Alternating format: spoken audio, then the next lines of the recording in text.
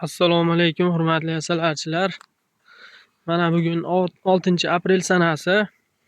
Arilarimiz juda ham yaxshi ishlayapti. Arzorda ishlar qizg'in davom etyapti. Mana arilar juda ham zo'r obrat qilishyapti. Mana g'umbaklarimiz ham yetilib qoldi. G'umbaklarimiz yetilgani munosabati bilan mana mini nukleuslarimizga ham arz solish ishlarini boshladik.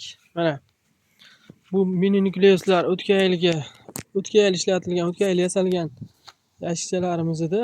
Bularni ichlarini tozalab, mana ramkachalarni qo'yib, bu o'tgan yilgi ramkalari mana hozir tayyor qilib qo'ydik. Hozir bularga arz solish ishlari davom etyapti. Arilarimiz yaxshi. Mana 20 ta yashikda 40 ta oilachada endi bu. Shularga arz olib bo'ldim. Hozir qolgan 10 taga ham solaman. Davom etyapti. Bugun erta indin shu hafta ichi shu nukleuslarimizni to'ldiramiz. Xudo xolasa mana bu tarafda mana yangi yasalgan nukleuslarimiz ham tayyor turibdi. Bularga ham arz olib, g'umbaklar yetilishiga qarata bularni ham to'ldiramiz. Mana oldingi videoda ko'rsatgan nukleusim 3 xonali, bu ham kraskalari ham tayyor bo'ldi. Mana ramkalari mana oddiy mana 200 grammli baklashga ovqat idishi, mana 2 ta ramka. Mana tayyor. Bular ham tayyor. Buni ustiga holistik qadaladi.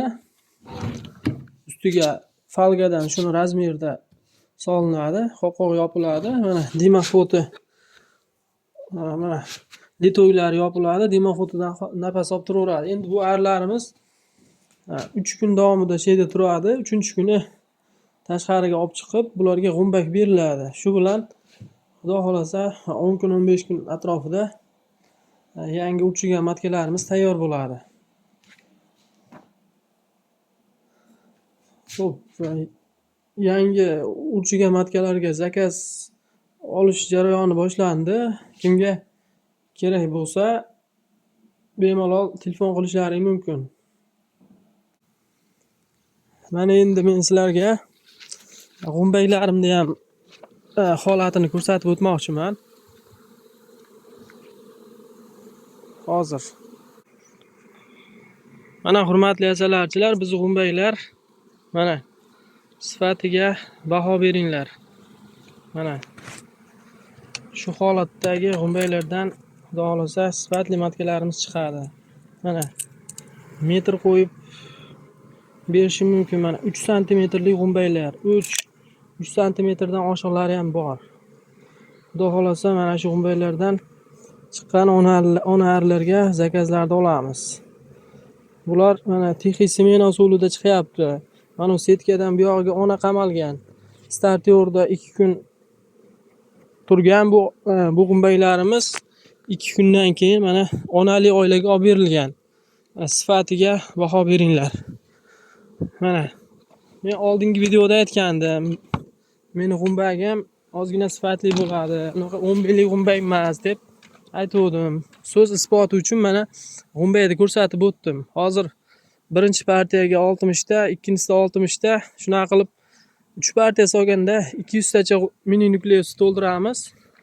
Shu bilan xudo xolasa 25-shu oyning oxirlariga 25-dan keyingi 200 ta atrofida xudo xolasa matkalarimiz yetilib tuxum qo'yishni boshlaydi. Kerak bo'lsa zakaz qilishlaring mumkin. E'tiborlaring uchun rahmat. Keyin yana aytib o'tmoqchiman.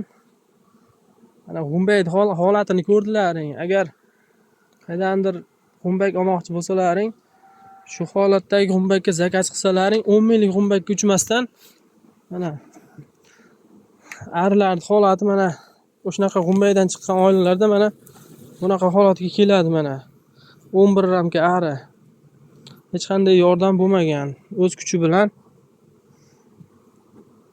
Shunaqa oilalar xudo xolasa hammada bo'ladi.